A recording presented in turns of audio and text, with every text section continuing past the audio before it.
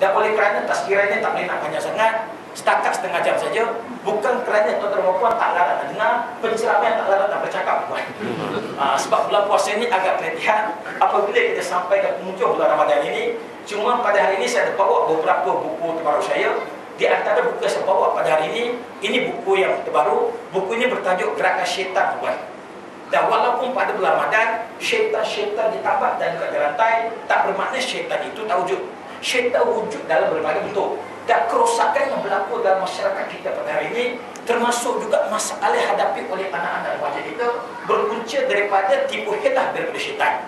Dan syaitan ini wujud dalam berbagai bentuk organisasi, pertubuhan, persatuan dan juga gerakan.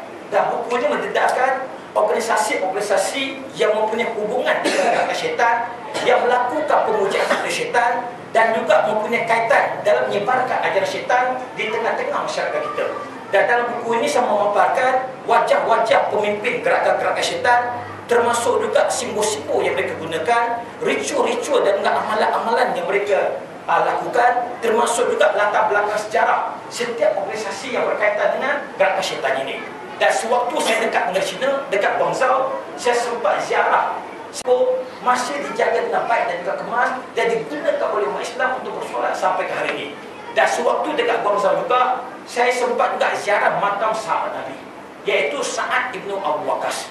Kita banyak membaca tentang kisah sahabat-sahabat Nabi dan banyak orang tulis tentang sahabat-sahabat Nabi, tapi jarang kita dengar tentang Sa'ad ibnu Abu Waqqas. Sedangkan Sa'ad ibnu Abu Waqqas ni merupakan salah seorang daripada sahabat Nabi yang dijamin masuk surga. Dan dia punya pengorbanannya pada Islam cukup banyak, perjuangan Islamnya cukup hebat. Beliau merupakan orang yang paling banyak sekali berperang bersama-sama dengan baginda Rasulullah dalam berbagai peperangan. Sebab itulah Nabi hantarnya berdakwah sampai ke negeri China dan meninggal juga dekat negeri China. Makamnya masih dijaga dengan baik dekat negeri China. Jadi tuan-puan yang saya sekalian, dan kalau kita nak tahu hebatnya perjuangan Islam dekat negeri China, ada saya tulis pada buku ini yang bertajuk Perjuangan Islam di China. Di mana mereka berjuang bukan saja untuk menyebarkan Islam, mereka berjuang mempertahankan akidah mereka, mereka berjuang menentang pemerintahan yang zalim yang berusaha untuk merosakkan agama Islam dekat negeri China. Dan perjuangan itu berlangsung selama beberapa ratus tahun, tak pernah berhenti-henti, di mana perjuangan itu banyak kali menyaksikan umat Islam kalah, tapi umat Islam juga pernah mencapai kemenangan sampai tertubuhnya dua kesultanan Islam dekat negeri China. Kita ingatkan dekat Malaysia saja ada kesultanan, dekat China pun ada dua kesultanan tuan. Dan kalau kita nak tahu cerita tentang perjuangan Islam, ada dalam buku ini. Dan umat Islam dekat negeri China melahirkan ramai tokoh-tokoh hebat. Dan salah satu daripada tokoh yang mereka lahirkan, tokoh itu bernama Laksamana Cheng Ho tuan. Dan Cheng Ho merupakan seorang tokoh yang cukup mempunyai pengaruh besar. Peranannya cukup banyak dalam perkembangan Islam, bukan saja dekat China tapi juga di rantau Asia Tenggara, di mana tokoh ini hidup lebih 600 tahun lepas pada zaman dinasti Ming. Dan Cheng Ho ni bukan saja beragama Islam, bapa Islam, datuk ni Islam, moyang Islam, seluruh keturunan beragama Islam. Dan Cheng Ho adalah daripada keturunan Nabi generasi yang ke-37. Jadi dia daripada keturunan saya. Kalau nak tahu kehebatan tokoh ni, ada dalam buku ni. Dan orang Cina sangat memuliakan Laksamana Cheng Ho. Sampai ke orang Cina pergi sembah Cheng Ho, orang Cina pergi puja Cheng Ho, orang Cina minta nombor telefon dengan Cheng Ho. Ada perempuan yang mestinya. Sebab itulah mereka mendirikan tokoh-tokoh untuk menyembah Cheng Ho. Kita kena gunakan Cheng Ho untuk berdakwah kepada masyarakat Cina, nak beritahu kepada orang Cina tokoh yang mereka sembah itu merupakan seorang Muslim yang mempunyai peranan cukup penting dalam usaha-usaha dakwah dekat negeri China. Dan saya ada bawa satu lagi buku terbaru.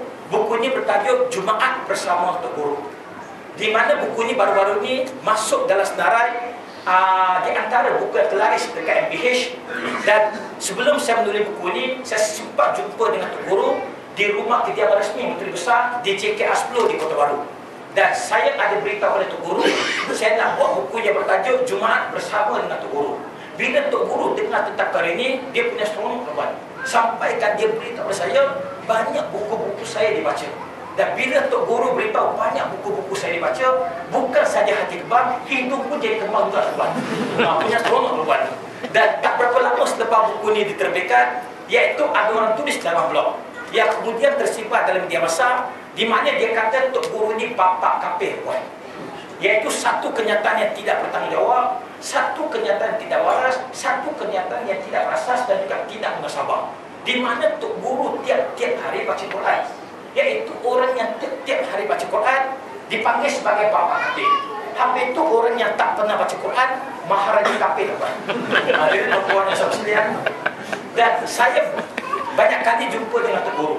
Biasa saya jumpa dekat pejabat menteri besar, di mana Tok Guru ni, dia punya amalan dia, bila sampai dekat pejabat, sebelum dia bertemu dengan tetamu-tetamu dia, di antara perkara yang pertama dia akan buat, dia akan mendirikan solat sunat duha. Dan inilah amalan yang tak pernah ditinggalkan oleh Tok Guru. Walau bagaimana sibuk sekalipun beliau, seusuh mana pun dia akan mendirikan solat sunat duha. Itu amalan yang kita nampak. Belum lagi termasuk amalan-amalan kita tak nampak. Bayangkan dalam umur yang cecah 84 tahun, Tok Guru masih lagi giat memberikan kuliah subuh, masih lagi berikan kuliah Jumaat. Melainkan dia tak ada dekat Kelantan, baru tempatnya digantikan dengan Tok Guru lain. Jadi perempuan yang semestian, buku ini bukan buku politik, dia tak ada kaitan pun dengan politik. Cuma buku ini banyak isi kandungannya yang boleh kita mendapatkan, sebab dia bercakap tentang taubat, berkaitan dengan takwa, dosa pahala, tauhid, sedekah, doa, rezeki, kiamat dan akhirat, fasih, keluarga, dakwah dan juga sebagainya. Jadi perempuan yang sekalian, buku-buku ni saya bawa sedikit pada malam ni, dan bagi siapa-siapa yang nakkan buku pada malam ni, boleh dapatkan selepas kita solat sunat witir nanti. Dan bagi mereka dapatkan buku pada malam ni, dia boleh dapatkan tanda tangan daripada pengarang dia sendiri. Dan bagi mereka tak bawa duit pada malam ni, tak ada masalah, dia boleh ambil buku dulu, bayar kemudian. Saya akan bagi nombor akaun, terus masuk dalam akaun saya. Bagi mereka bayar, dia alu-alukan. Bagi mereka tak bayar, tunggulah balasan di akhir. Nah, jadi saya juga sekarang ini, saya minta maaf lah. Sekiranya sepanjang saya berkira pada malam ni, saya melakukan banyak kekasaran, saya melakukan banyak keterlanjuran, saya melakukan banyak hal-hal tak sewajarnya. Semua itu tidak saya sengajakan, dan semua itu mencerminkan kekurangan dan juga kelemahan yang ada pada diri saya sebagai seorang hamba Allah, sebagai seorang saudara baru dan juga saudara muslim, dan juga sebagai seorang manusia biasa. Maka saya akhiri dengan Assalamualaikum warahmatullahi wabarakatuh. Takbir. Allahu Akbar.